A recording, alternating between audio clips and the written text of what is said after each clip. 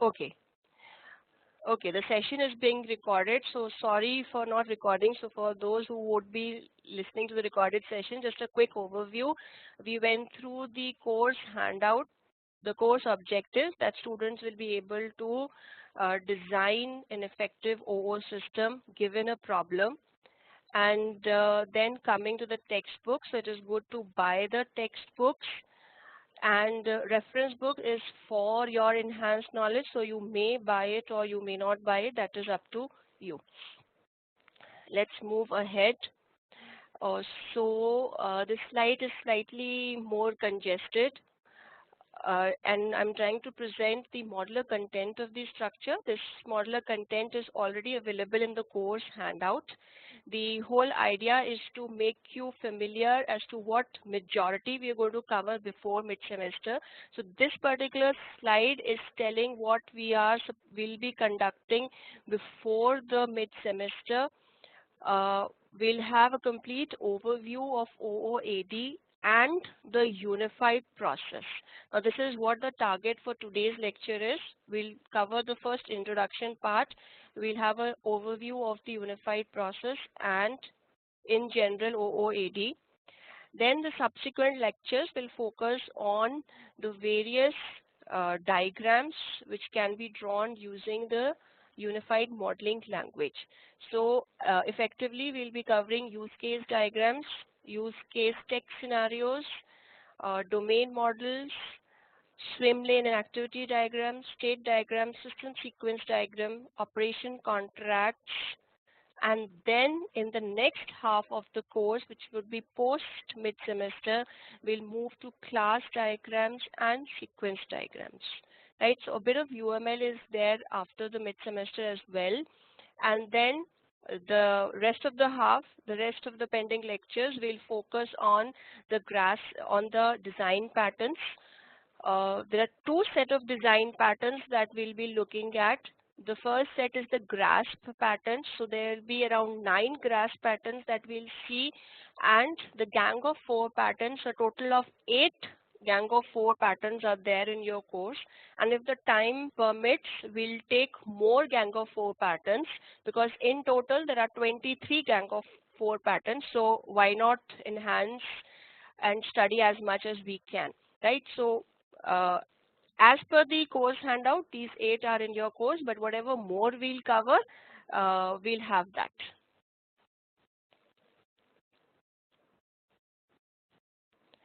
Okay. A quick overview of how this course is going to proceed, right? So most of you might be aware of this. We're going to have this course in a flipped mode.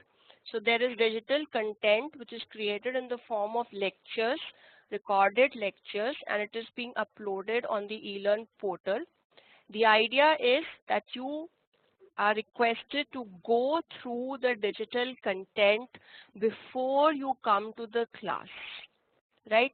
So your class, that means an online lecture of this kind of a nature, is more or less a problem solving session or a tutorial, right? Since we are in the first session, in this particular session, I'll be touching upon the unified process model. So I would say I would be teaching the model, but from the subsequent sessions, it will be only problem solving. So I will tell you at the end of every session what are the sessions that what are the digital content or what are the recorded lectures that you need to go through before attending the next session. You are requested to go through those video lectures and come prepared for the class. In class, I'll take an overview of the content that you were expected to go through. So that overview will not be more than 15 to 20 minutes. Once that is done, then I will straight away start with the case study, right? And in that case study, we'll understand the case study and we will try to draw the model that we are looking at that time, right? So it is good when you come for this session, for this online lecture, from the next time, get a pen and a paper with yourself so that during the class itself, you also draw the diagrams, and we'll find ways how we can share the diagrams with each other or through the chat, so that at least we are able to solve the problems in the class itself, right? And if you're attentive at that time, and if you're participating actively while doing those problem solvings, I think that will be more than enough for you to actually solve as many problems, right? So if you solve 2-3 problems here in this class, you will be able to solve n number of problems during the examination, right? So please be more attentive during the online lecture and participate as much as you can. Make yourself available during the online lectures and solve the problems along with me, so that we are all in the same pace. But for that, it is very important that you go through the recorded lectures beforehand, right? I understand everybody has challenges, and there is a lot of load that you might be having from your other engagements that you have, your as per your job, employment, etc., etc. But then it is important for you to dedicate the required time for every course. Okay, with this I move ahead. So I hope the flipped model of learning is clear to everybody. And coming to the number of online sessions we'll have. So we'll have total 22 hours of online sessions. And this will be divided roughly into 11 sessions of 2 hours each, right? And again roughly divided, so we would have 6 sessions before mid-semester and 5 sessions of 2 hours each after mid-semester, right? So this is what is planned, and if there are any changes or deviations from this, you will be notified through the eLearn portal. Okay, let's move to the course plan. So this is something I briefed you about, 11 sessions of 2 hours each.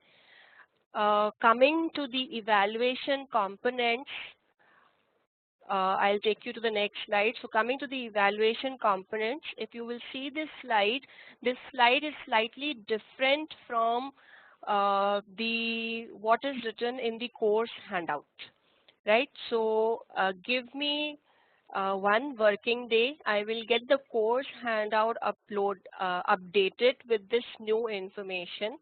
Now, what is differing is that the usual one is that we have 2 quizzes which will be open book, and the percentage is 10%, right? So this is the same we have in the course handout, which is uploaded in the eLearn portal. So there will be 2 quizzes, 5 marks each, one before the mid-semester and one after the mid-semester. You will be notified about the quiz. The quiz will be open for certain duration. So usually it's open for a week, and you can attempt the quiz anytime in that week.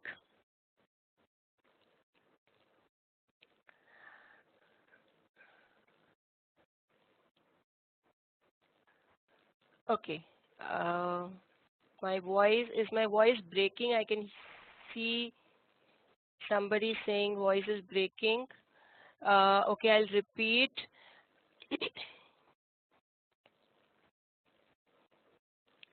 There are 2 quizzes, 5 marks each, and one quiz will be before the mid-semester. The other quiz will be after mid-semester. It's said to be an open book quiz. Each quiz will be open for a week's time, and you can attempt the quiz during that week time, right?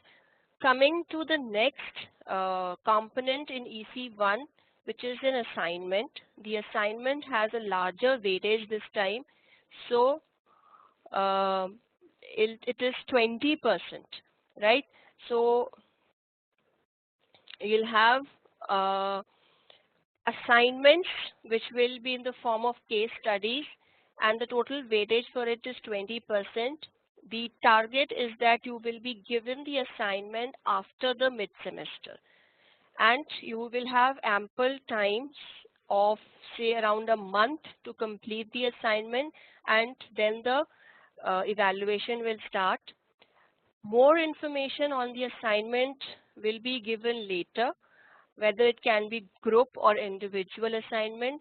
Mostly the plan is that it would be an group assignment because the number of students is also quite large.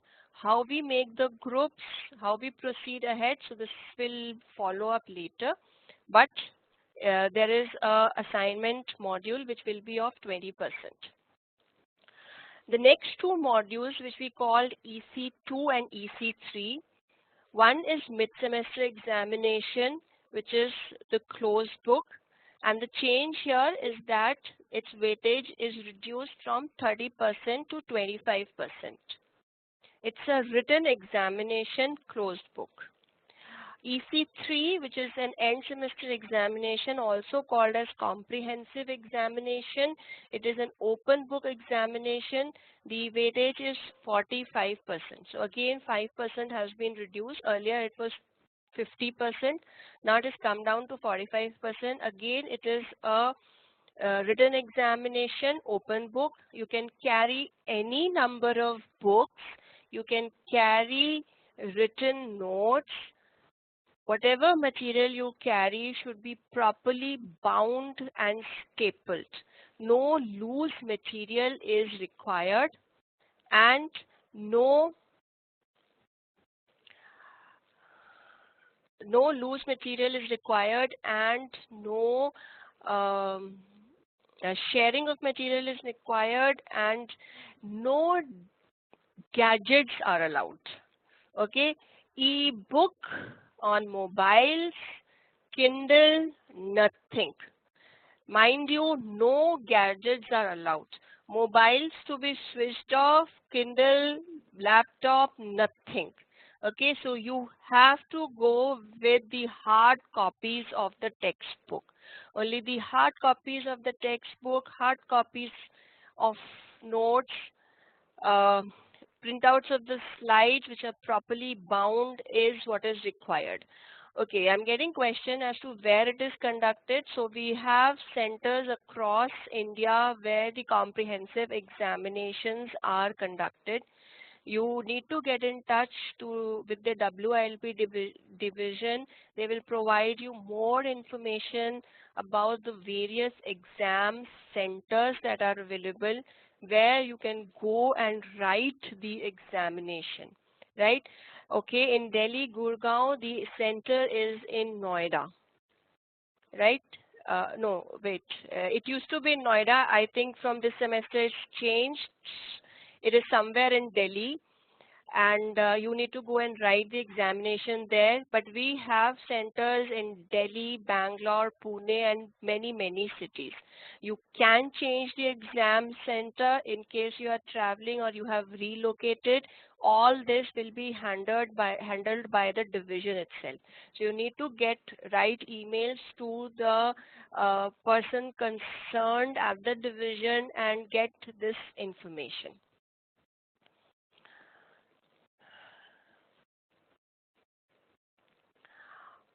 Okay, I'll move ahead, and I think in the last half an hour I'll take up all the questions that are there in the chat coming in. It's flooded like anything.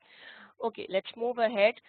I'll give you an overview of what is object-oriented analysis and design all about. I'm sure most of you are working, or many of you would be working in this domain, right? In the domain of object designing, right? So many of you would be writing code day in, day out using Java or alternatively C++ in the area of your employment, right? We are not going to look at writing code in this particular course, right? So we'll shift our focus to a step before writing the code. Is that given a problem, how do I identify which are the objects that I would need in this particular case study, how the various objects will interact with each other, right? So I would understand that you are very good coders, but still uh, it is a sincere request. I would say it's a sincere request that you uh, attend the lecture so that there is always a missing link as to what has to come before you start writing the code is what is the aim of this course, right? The complete analysis and design of the given case study before you actually start writing the code is what the emphasis for this particular course is, right? A quick overview of what is the object-oriented paradigm. So the object-oriented paradigm aims to identify objects as if they were real-world objects and try to bring them into the software domain. It is completely different from the procedural paradigm, wherein in the procedural paradigm, the emphasis was more on logic and function, right? Whereas in the object-oriented paradigm, the emphasis is more on the data. The logic is there, but it gets encapsulated within the data, which is actually your object. So everything that you have in an OO paradigm is represented in the form of an object. These are the basic building blocks. And the moment we convert something into an object-oriented paradigm, the various important features of the object-oriented paradigm get into that particular design. So it becomes reusable, it becomes extensible, it is modularized, it becomes more maintainable, right? How it becomes reusable? Because my uh, individual objects, they are encapsulating their own attributes and their own methods within themselves. So they start acting as real world objects, and I can pick them up from one place and put them into another. What do you mean by pick them up from one place and put them to another? So I can pick them up from a particular software and put them into another. So this reusability is a very important concept which the object-oriented paradigm brings with itself. It is modularized. My OO design is highly modularized. Every object has a defined function. It does not try to interfere with the functions of the other objects. The aim of every object is very strictly defined, right? It has its own attributes and it has its own behaviors. And that is why we call it encapsulates its data within itself. If any outside entity needs to access this particular object's data, it has to do so only through permissible limits, right? So it is only through the getter and the setter methods or other ways which this particular object uh, gives to the outside world, shows to the outside world, only those ways are allowed uh, to make use of the attributes of this particular object, right? This itself also helps us to make the object-oriented applications more maintainable, right? So if there is an enhancement required in a particular aspect, we know that these are the objects which are responsible for uh, implementation of this particular aspect, or these are the ones which are actually responsible for these aspects, and then we can make changes to those particular objects, right?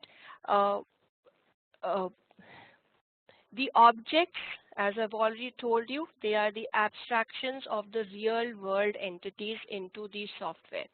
So in this course, given any case study, the first thing is to identify the objects.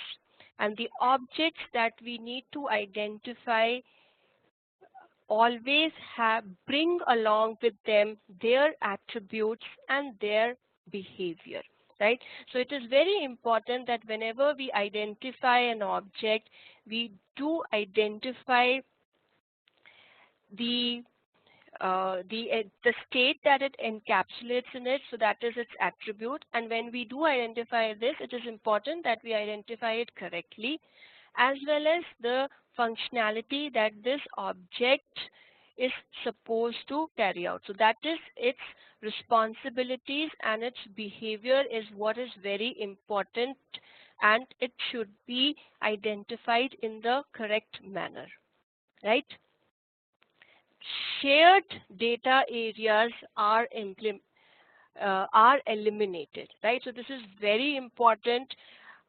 When we talk about an object-oriented paradigm, there is no sharing of data, in the sense that there is not a common pool where everybody can read data from and write to. So every data is encapsulated in an object.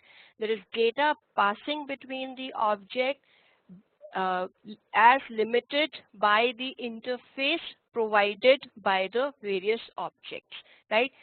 Along with this, it is also important at the time that we are deciding the objects, it is also important that say for these are the behaviors of the particular object, which behaviors are the ones that should be visible to the outside world, and which are the behaviors which should not be visible to the outside world, right?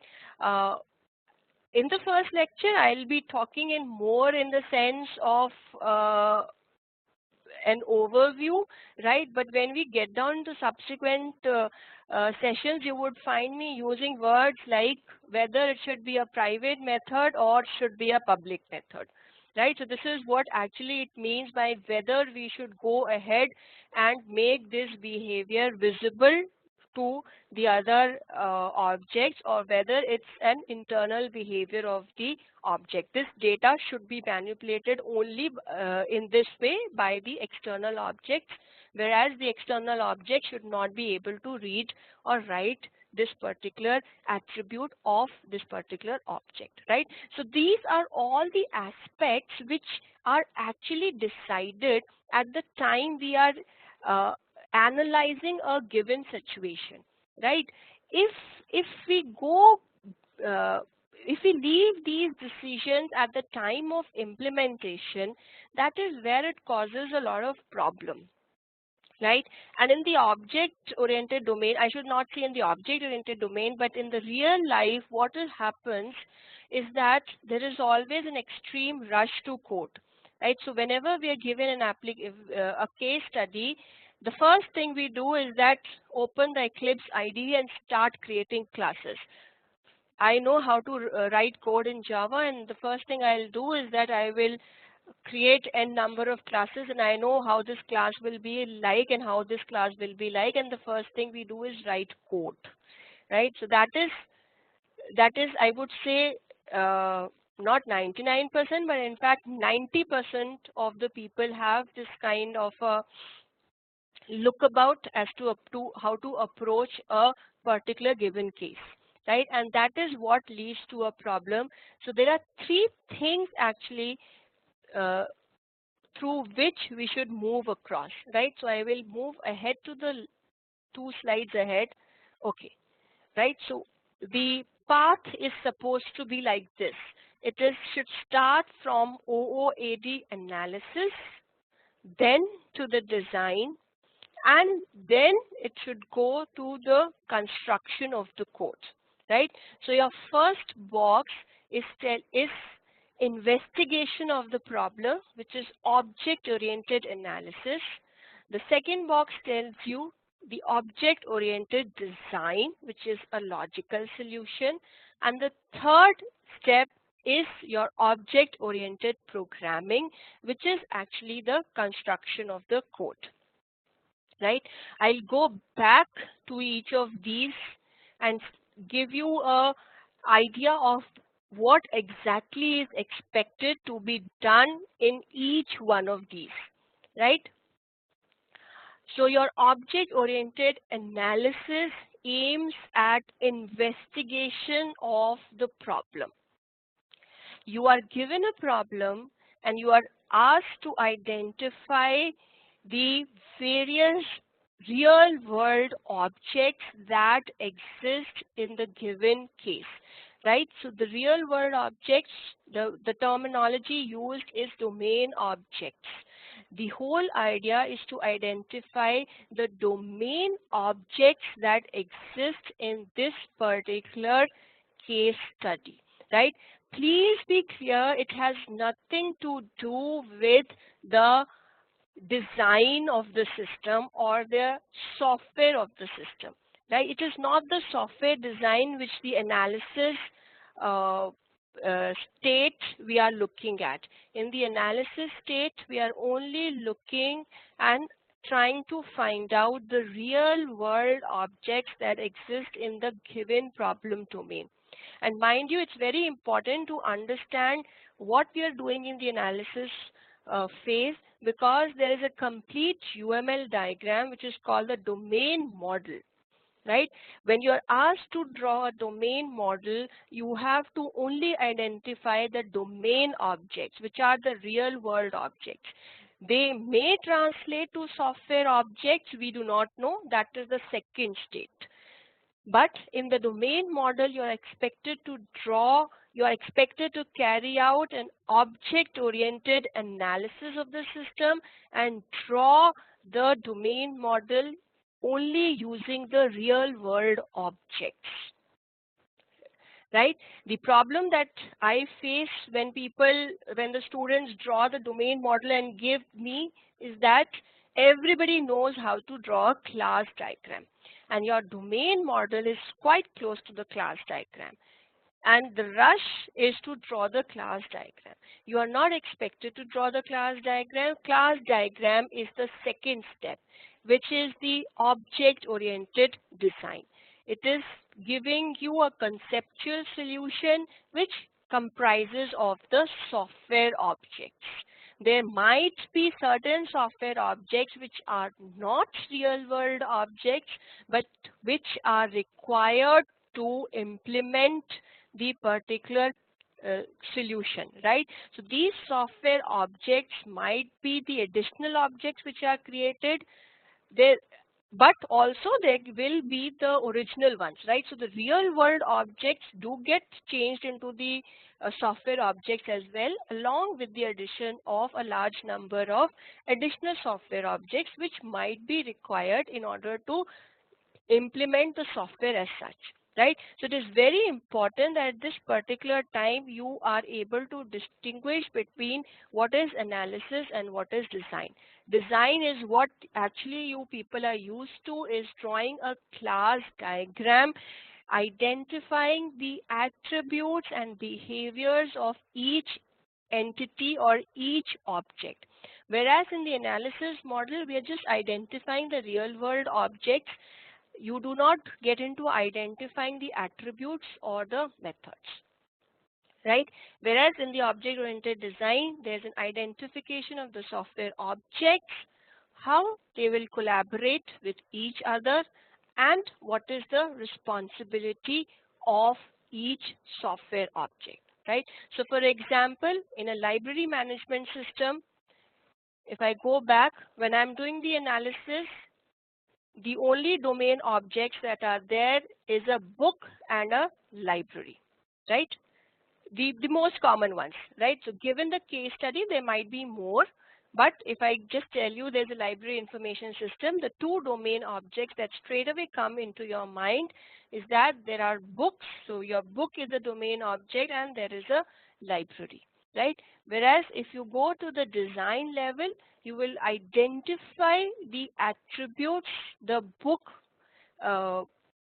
software object will have, and you will also identify the various methods this will have, right? Your next step is the programming. Programming is implementing the given software design using an object-oriented programming language. And it can be anything. It can be Java, C++, or if there is any other object-oriented programming language that you are aware of, right? It is the last step in which you actually implement the OO design. It is not the first step. But the problem is, because of the extreme rush to code, the first thing that is done is start with the programming, right? You cannot analyze the problem if the requirements are not given. So if the requirements are given, the first step is to analyze the problem, then design a solution once you have an analysis model ready with you, and then go and implement it. Right? So this was an overview of your OOAD paradigm that we will be looking into. So if you see, while we move from the analysis to the design to the construction phase, the book, which is a domain concept, moves from acquiring its attributes as well as methods to a final implementation in an object-oriented programming language.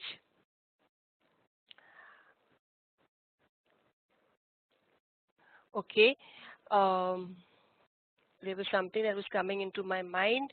Okay, we'll move ahead to the next slide. Yes, in this particular course, our more focus would be on using Java, right? So whatever examples that I'll be giving you, of course, that will be later in the design patterns part, but it'll be more focused on using Java. Your textbook T1 also is completely makes use of Java programming language, so it will be good that you also get hold of the language in case you do not, right? So in case you only know C++, it's a good idea to get yourself familiar with Java programming language also. Okay.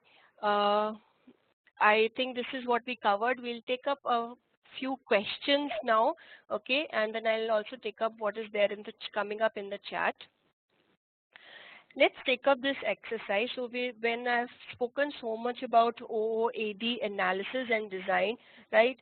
Given this question, I would request you to think about the various real-world objects that would be required to model this particular system. So I would just read it. Consider a simple dice game in which a software simulates a player rolling 2 dice, right?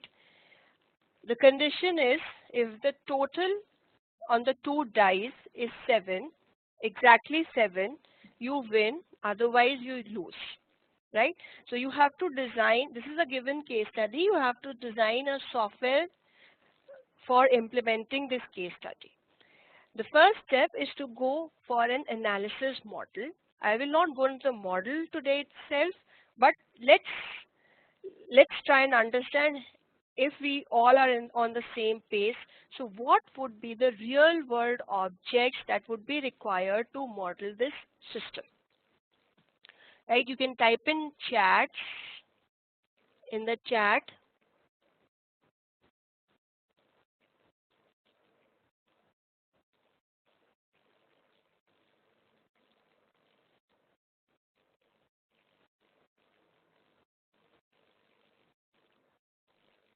Okay, so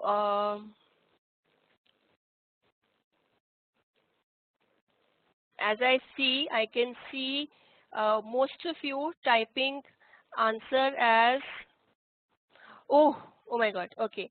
The first one I say there is a player, okay, and the other most common one that everybody is putting that there is a dice, and then I have Karthik saying me that there is a board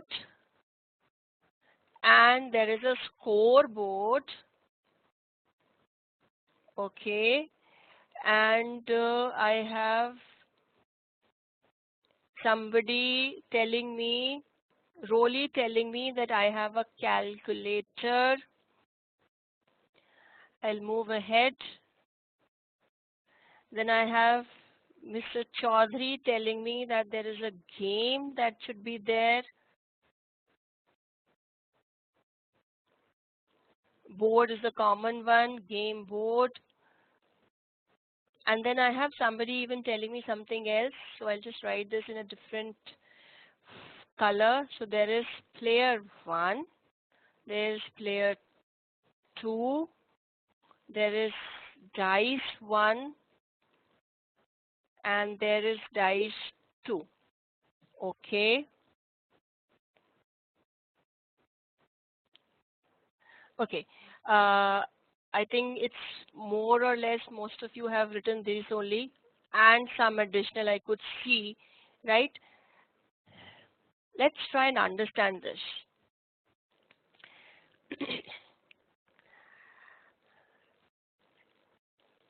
Is there a board somewhere here? Did I even write that? Does the case study even tells if there is a board? The board object that you are saying has come into your mind because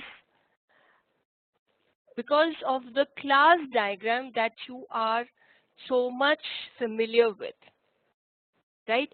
Given the case study, given these 3 lines, there is board is nowhere to be seen, right? In this particular case, effectively, if you see, there are only 2 real world objects. There is a dice and there is a player, right? Definitely, when I implement this, I will need a board. Maybe, in case, okay? Do we need a board in this case? Effectively, no. Okay, this is a normal game which is played without a board. So you can just place anywhere, take 2 coins and just roll them on any surface, and you just need to get a total of them, right? So the concept of board is effectively gone, right? So board is not there. Is a scoreboard there? Right? If I have to implement this and provide a design of this particular case study, the scoreboard will be there. But it is not a real world object. So when you are only identifying the real world objects, your scoreboard is not there. Do I have a calculator? Does it anywhere says I need a calculator? No, I even don't have a calculator. There is no need of a calculator or a scoreboard, nor do I need a game. I would probably need all these software classes to implement my system, and I will incorporate these software classes only when I will design the solution. When you're carrying out an analysis of the system, you only need to identify the real world objects. We convert the real world objects into software objects and then add additional objects that may be required. Right? Now coming to this, somebody has said we need the real world objects are player 1, player 2, dice 1, dice 2. No. You are correct in identifying that there are 2 types of objects. There are 2 types of domain concepts, player and dice, right?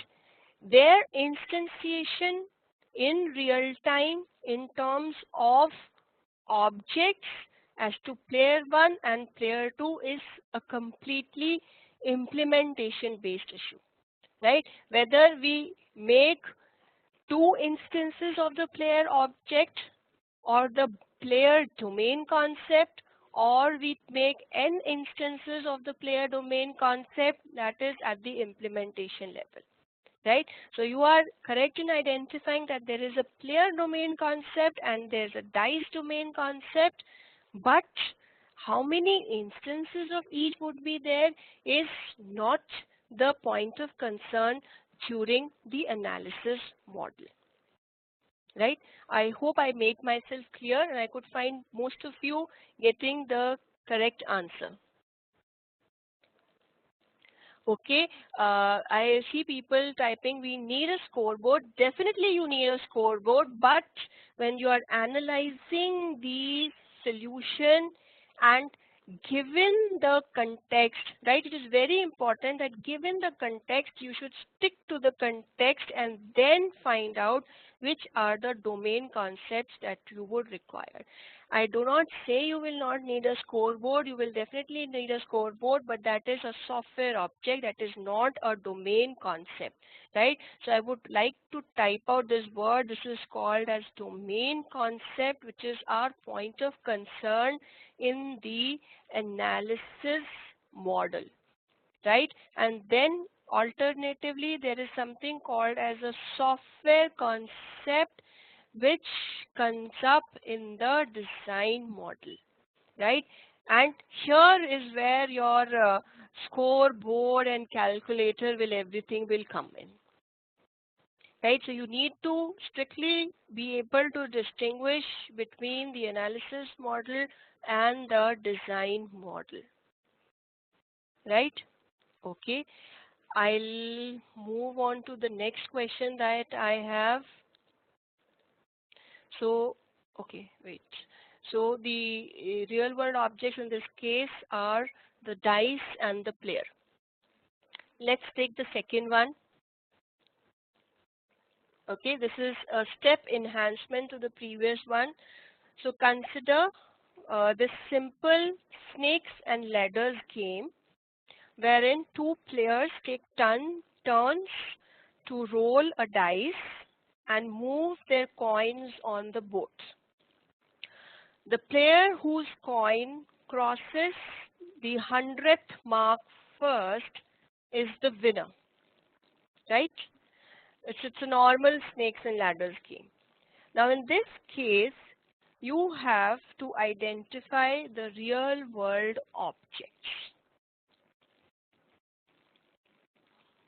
Okay, you can type in the chat and we can move ahead and discuss.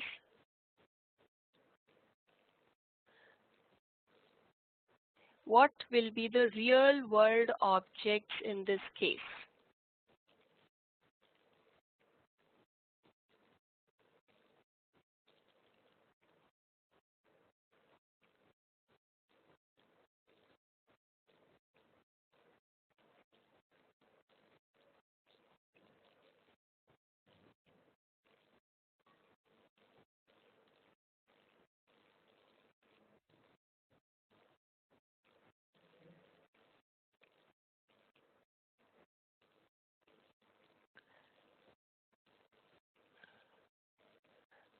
Okay, I'm unable to get responses. Are there people saying, okay, I get something. So there are people saying dice. Okay, so I type in here. Oh, wait, it's not coming. Okay, so there is dice. So we know it from the previous one. There is coin. Okay, and there is a player.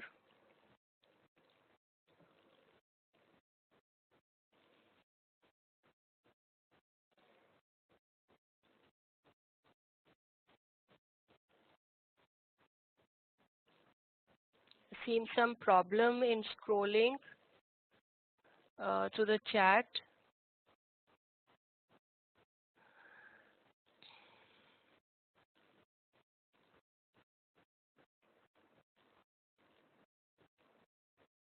Okay, so there is someone who's added two more domain concepts. So you have snakes and ladders and there's a boat. Okay.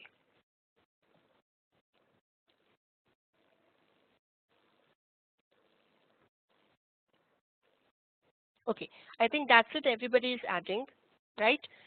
So in this case, I hope dice is fine with everybody, right? So it's like the previous one. So we have a dice which the players are rolling, and of course the player is one domain concept we'll definitely have in this, and of course we have the coin, right?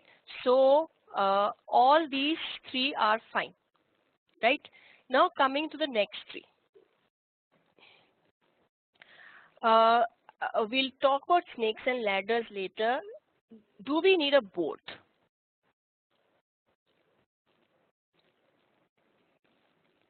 Okay, so in my snakes and ladders, if you see, I have a board which has snakes and ladders placed on the board, right?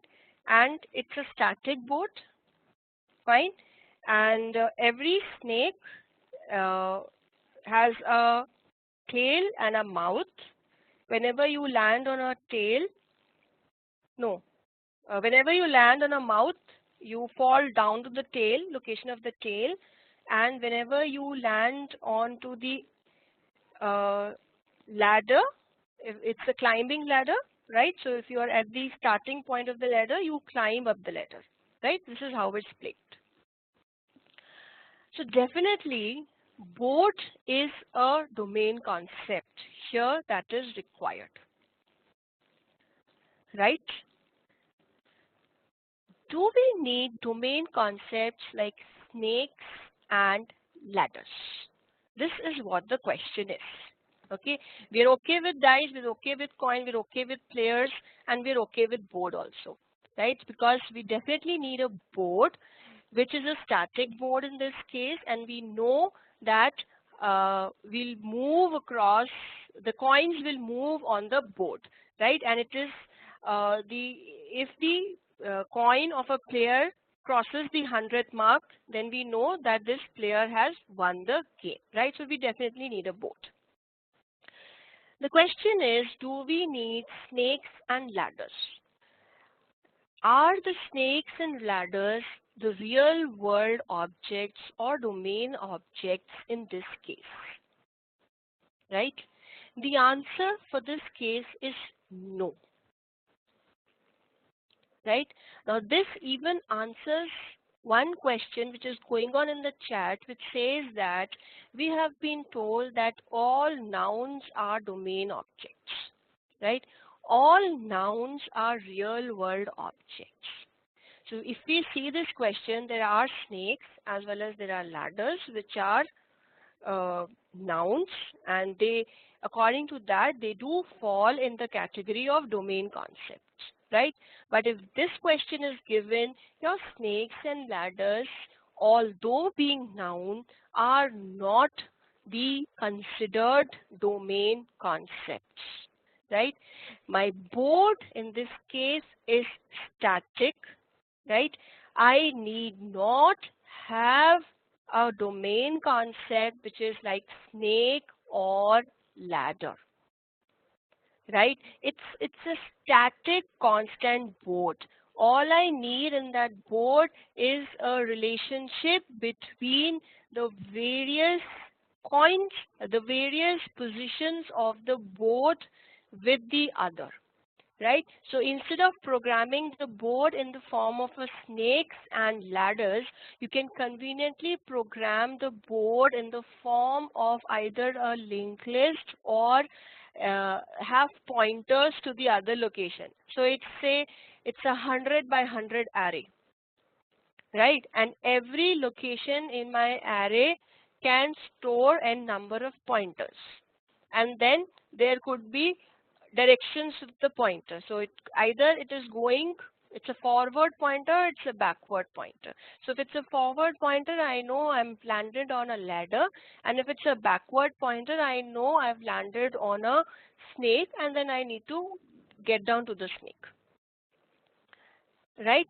So at this particular time, if you analyze this particular question, your snakes and ladders, although being nouns, they do not exhibit any special attribute or behavior so that they may be considered as an important domain concept, right?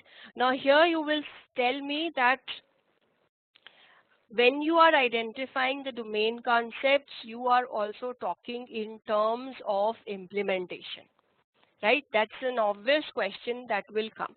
Because when I'm saying I will implement the board in the form of an array, and I can as well as pointers, right? And then why should I need snakes and ladders? I don't need it in this case to be as the domain objects, right?